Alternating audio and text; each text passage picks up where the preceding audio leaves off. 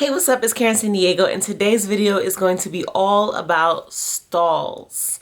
Now, stalls are the number one thing I get asked about. Literally every single day, I have people saying, I've hit a stall, I've been stalled for this amount of days, this amount of weeks, what do I do, right? And I was also one of those people, because if you watch my videos, you know that not only did I just break a stall, but I did a 3-week stall, and I've had a lot of stalls in between, so I am no stranger to stalls.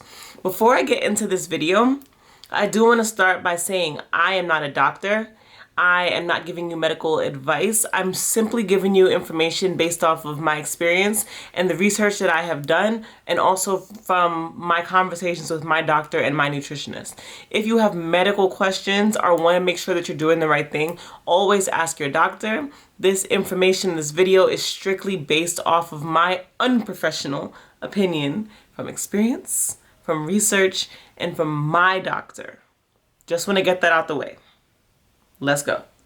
So before we get into a video about stalls, how to break them, what to do, what not to do, I just want to talk just in case anybody is here that is new to VSG and has no idea what I'm talking about when I say stalls. Stalls are literally when your weight loss stalls. It's literally when you are losing weight, and after surgery, you can be losing weight pretty rapidly, or some people losing weight a little slower, but still consistently losing weight. And then out of nowhere, the weight loss just stops. So that means you could have been, oh, now you're 265. You wake up in the morning, you're 250. Wow, you lost so much weight overnight. You're 245, 236, and then out of nowhere, 236, 236, 236. Every time you get on the scale, the number doesn't move at all. In some cases, it might even start going up. That is what I mean by a stall. And a stall typically can last anywhere from a few days to a few weeks, and in some cases, even a few months. The number one reason people usually hit me up when they're experiencing a stall is because they feel like their sleeve has failed, they feel like they've done something wrong, and they're starting to feel really, really down about themselves. So I wanted to come on here and create this video just to help you not do that and not feel bad about yourself, and just to reassure you that your sleeve is not broken if you've hit a stall. So all stalls are not created equal. There's a few different kinds of stalls that you may experience. The most common of all the kind of stalls that you will hear about is the 3-week stall. The 3-week stall typically happens around 2 to 4 weeks after surgery, usually around the time when you get off of your liquid diet. So if you're new to surgery, you start off on a liquid diet right after surgery. You do that for about 2 weeks. Some people do that for 3 weeks. Then after your liquid diet, you move to soft foods. After soft foods, you go to solid foods. So while you are on this liquid diet, you are literally not eating anything. You're only taking in liquids. During that time, you lose weight like crazy. I'm talking like 20 pounds in a week just falling off, and you feel great. You're like, yeah, I did this surgery. The weight's falling off. Everything's amazing. And then boom, stall. And when that happens, people feel bad. However, there is a reason for this. So this is the reason. Think about before surgery. Think about when you used to, and if you've done the surgery, I'm sure at some point you've done all the different crazy fad diets. Most of those diets are starvation type diets where you're depriving your body of food and nutrients. When you do that, you lose weight very, very quickly, but that's water weight. And if you've done this before, starvation diets, and I'm sure that most of you have, I know I have for sure in the past. If you've done any of those type of fad diets, you know that as soon as you stop doing those diets, the weight comes back on, right? You start eating normally again, the weight comes right back. That's because it's water weight. Same thing with the liquid diet. So with the liquid diet, during your liquid diet, you are losing all of this water weight. And as soon as you start to reintroduce food, whether it be soft food or solid food, into your diet, you start gaining back the water weight that you had lost during your liquid diet, while simultaneously still losing weight, because even though you are eating food now, you are not eating nearly enough food for you to gain weight. You understand? Like, to gain weight, you have to be eating more calories than like the 1,500 that you need to survive, right? During the soft food phase, you are not eating that. If you get 400 calories in during that soft food stage, you're lucky, right? There's no way that you can gain weight when consuming such little calories. What you are gaining is not weight. What you're gaining is your water back. You actually need that, so it's a good thing. And at the same time, you are losing weight from consuming low calories. So as you are gaining weight, you're losing weight, but what happens is it ends up kind of leveling out because you're losing weight as you're gaining weight. And because of that, it creates this stall where the scale isn't moving. But it's only because, yes, you're losing weight, but you're gaining your water weight. The number one thing that I recommend for this is literally trying on clothes. In that 3-week mark, you will already start to see your clothes fitting differently because you are still losing weight, even though the scale is not moving. That's the 3-week stall. Now, the 3-week stall is not the only type of stall that you can experience while after bariatric surgery. There's also another kind of stall that I don't know if this one has a name, but this is the stall that happens at any point throughout their first year to year and a half of surgery. I experience them often. I know a lot of you do as well. And these are stalls that aren't necessarily due to water weight or anything like that. They kind of just happen, right? I don't think these have any major reason, although it could be due to something like you're not drinking enough water, you're not getting enough calories in, you're constipated. There's different things that could cause it. But for the most part, these stalls that happen throughout your process are literally just happening. Like, there is nothing that you can do about it. You're not doing anything wrong for these type of stalls. They're just part of the process. So the way I like to look at these stalls that aren't necessarily because of anything that I've done is if they did not happen, I would literally be like 98 pounds by now.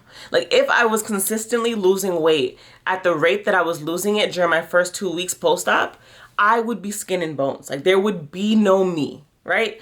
So I look at those stalls as a way of my body going, hold up now, slow down. Because what you're going to do is end up in an unhealthy situation, right? So your body is just kind of holding on to some stuff. Now, this is not my medical opinion. This is just based off of like the way that I look at it. And this has helped me not have like a mental health crisis during this process, because every single time I stall, at first I would look at it and beat myself up. But now I'm like, Karen, if you didn't stall, if you didn't have all of these random stalls, you would literally be like 98 pounds. Like, it's helping you slow down, and slowing your weight down a little bit can help with a few things. It can help with loose skin. It can help with you maintaining your health.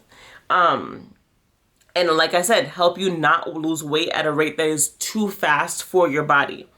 And I say for your body because I think these type of stalls vary from person to person. Some people experience a lot of them, some people don't. And I think based off of your body, we are all unique. Your body knows what it needs and will slow down when it needs to. So trust the process and know that if you are stalling and you've tried all the things that I'm about to name to break that stall and it's still not breaking, trust the process, trust your body, and know that the scale will move again, okay? Next on my list is this next type of stall, and this one, just because of where I'm at in the journey, is not something that I personally have experienced yet, and that's the stalls that happen after you're about a year and a half out of surgery, and for most people at this point have already reached their goal weight. A year and a half to 2 years out or whatever it is, they're at a more comfortable weight, they're at their goal. Or maybe not. Maybe they've lost a lot of weight, over 100 pounds, and are at this point now. And at this point, start experiencing months of not losing weight. Now, this one, I think, once again, has nothing to do with you and everything to do with your body slowing itself down and knowing where its kind of comfort zone is. I have a feeling, and this, once again, is not a medical opinion, but I feel like our bodies know where it would like to be and where it feels you would be the most healthy if it stayed at, right? So I personally have lost weight on my own before. When I was about 19 years old, I lost about 75 pounds. And I ended up at the lowest, I think I was like 159 pounds. And then once I got to 159, no matter what I did not lose a single pound after that. And I think that was just because for my body did not feel comfortable going under that weight. That was just where my body rests. I think for some people that weight might be a lower number, a higher number, but based off your body, some people's bodies just level off at a certain point. And does that mean that you can't lose any more weight after that? I don't think so, but I think it may just be a little bit more difficult, which is why they recommend you going hard and losing as much weight as you can in the first year, because weight loss is known to slow down after that year and a half mark. I say all of that just to make sure that we are clear on what kind of stalls there are, and the advice that I'm going to give throughout the rest of this video is mainly pertaining to that second type of stall that I talked about, which is not the 3-week stall, because for that stall, sis, wait it out. It's part of, everybody experiences it, just wait it out. I'm not talking about the stall that happens after 2 years out, because I haven't experienced it, so I can't give you advice on how to break that stall. But for that second stall, that usually happens after you're at least a month post-op, and are getting into the normal swing of food, there are some very, very key things that I think you should do or could do to help get that moving. But before we get into what I think you should do to break that stall, I want to talk about the number one thing that I think you absolutely should not do. And this is something that I see all the time. I hear people say it in YouTube videos. I see people saying it on Instagram. I see people saying it on TikTok. I see people in the Facebook group saying it. And every time I see it, I'm like, stop it. Because it's just simply not healthy. And that is when people are like, I've hit a stall. I think I'm going to go back to my liquid diet. And it's just like, that is not healthy. That is a starvation diet.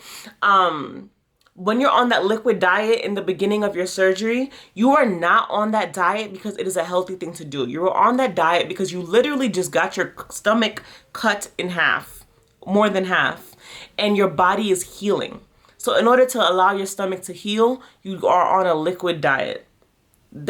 That is not sustainable. That is not something you want to do again to jumpstart your weight loss. Don't do that. You are not depriving yourself of nutrients, of vitamins. You're depriving yourself of food. You are going to send your body back into a state of starvation, which can backfire in weight loss. I do not recommend that you do that.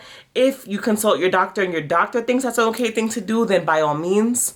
But I personally think that that is the worst thing that you can do, and long term is not sustainable. Also, I feel like we did not go through the hell that is surgery, cutting into your body, doing all of these things that are so extreme to end up having to go back to doing starvation diets like we did in the first place. No, absolutely not. Don't do that. Instead, these are the things that I think are a lot healthier for you to do that will actually help move your progress forward. So without further ado, let's get into how to break a stall. Okay, so the first thing that I think you should do when you are experiencing a stall is to increase your water intake.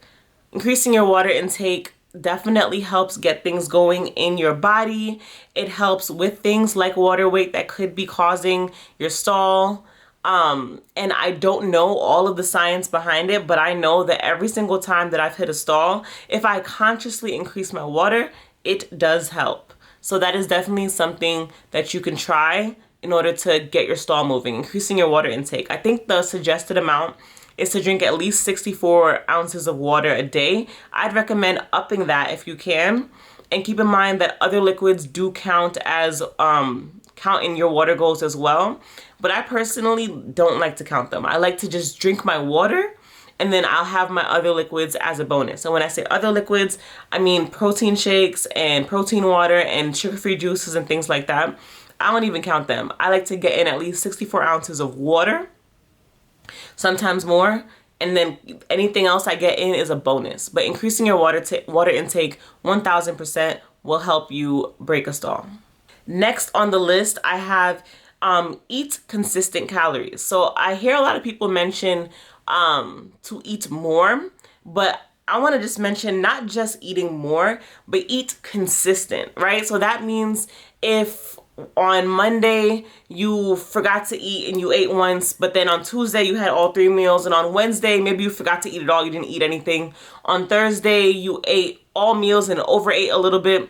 That is what I mean by inconsistent. You want to make sure that your body is aware of when it's going to get its next meal so that it knows not to store any calories that you give it. This is similar to the theory behind intermittent fasting, where you lose a lot of weight while intermittent fasting because your body is getting food from this hour to this hour, so it knows it doesn't go into starvation mode and it doesn't need to store the food that you give it. Don't intermittent fast. I'm gonna put that on the don't list. You do not need to do any extra diets. You have the tool. The tool is the diet. But eating on a consistent schedule and not meeting time, just like getting those 3 meals in, or however many meals you like to get in. For some people, they like to get in a lot more meals than 3 because you're eating such little portions. But whatever you do, make it consistent. A way that I know some people do this to remain consistent with how much you're eating every day is by setting food timers. You have breakfast, lunch, dinner, you have snacks scheduled in between there. Maybe you have a second lunch or whatever it is. Set timers to remind yourself to eat so that you're getting in these meals at consistent times. Once again, not on the hour. It's not like every morning at 8 o'clock I have to take my first bite. No. Instead, you're like, okay, every morning I'm gonna eat breakfast. Every afternoon I'm gonna have dinner. Around 12, 1 o'clock I eat lunch. I have snacks in between, and you follow that same routine every single day. I think that will help your body understand what's happening and know that it is not starving, and know to burn calories instead of storing fat. Next on my list is to move your body. And this does not mean to go to the gym and do heavy, extensive exercise. It literally means just to move. Don't just sit around, laying around doing nothing. Get out there, do a walk, go to a pool, go to the mall. The mall is a way that I love to get my steps in, going to the mall and walking around. You can go to the gym, but keep in mind, sometimes with the gym, you may see the stall happen with the gym only because of gaining muscle, but that is positive. Gaining muscle is a good thing. So don't be afraid of the scale going a little bit up with muscle gain. Muscle gain is positive. But moving your body in the gym, or just at all, move your body, help you sweat. That's going to help you burn some calories, and that can help you break a stall as well. Next on this list is one that I'm actually honestly horrible at. And that's getting in all of your vitamins. Make sure you get in your vitamins. You're very on top of that. I have failed at this one. I do not always get my vitamins in. But that is something that I notice that when I do fix that problem, I will lose weight a little bit faster than when I'm not taking my vitamins at all. I'm not exactly sure of the science behind this one, but I do know that it works based off of my experience and based off of conversations that I've had with my nutritionist. I do know that making sure you're taking your vitamins can help you in these cases as well. Now this next one though. This next one is my tried and true. This one has never not worked for me. Every single time that I've done this, it's worked when I've stalled. And I've also noticed that almost every single time that I've stalled, I've been constipated. And that means that when I stall, I had not used the bathroom, number 2, in quite some time. So this next tip on how to break a stall is to poop. It is important. Poop. I understand that this is a lot of information. Sorry if you're sensitive to TMI, but poop. And I have a few ways, tried and true ways, that I go about making sure that I can poop when I need to. And one is coffee. That is my number 1 way to make sure that I am regular. I drink coffee, and I do not drink coffee every day because I find that if you do anything too often, your body just gets used to it. So I like to have coffee about 1 to 2 a week. And then whenever I do, I use the bathroom. And that helps me. My weight, I will always lose about 1 pound after the next day after I had drank coffee and pooped. If I really need to go, I haven't pooped in a while and the coffee's not working, the next thing that I use is a tea. And I'll link the tea that I like to drink in my Amazon storefront, which is always in the description box.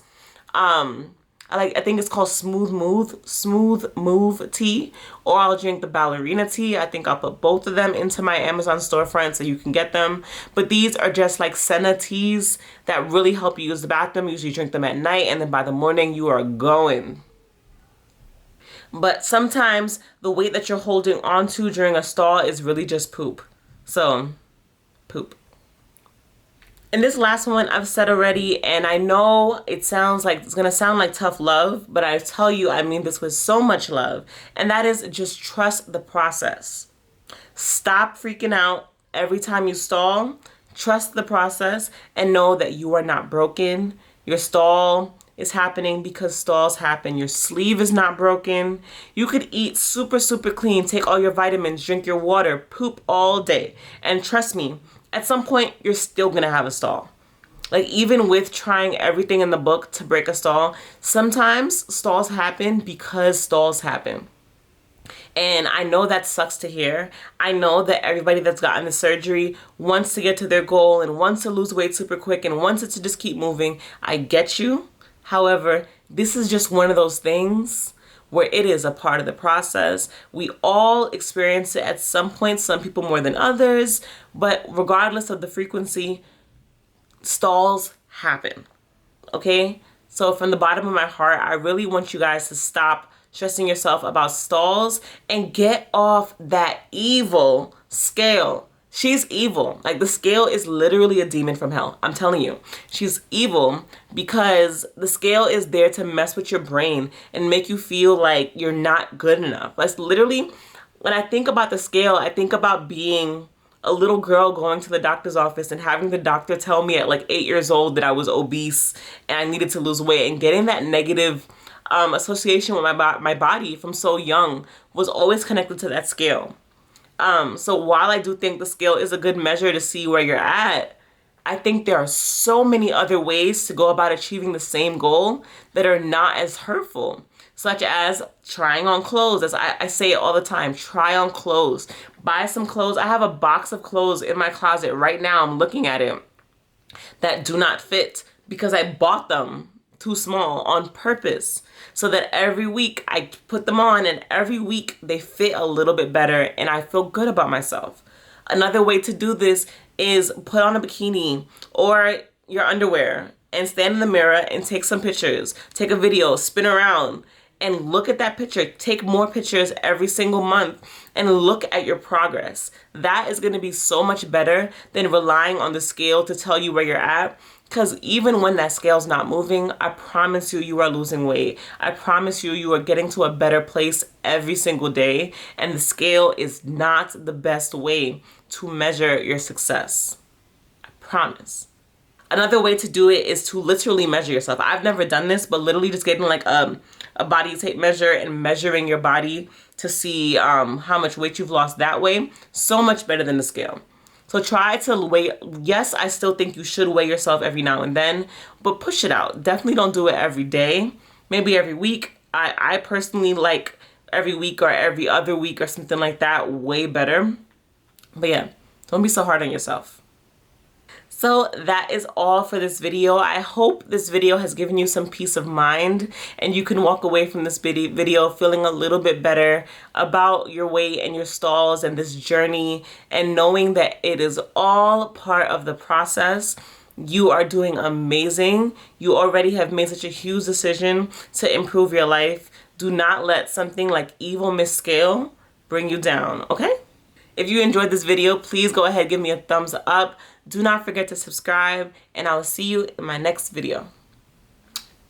Where in the world is Karen San Diego? From BK to Belly, it's anywhere she say so. She changing your life, can see it straight through her eyes. And sister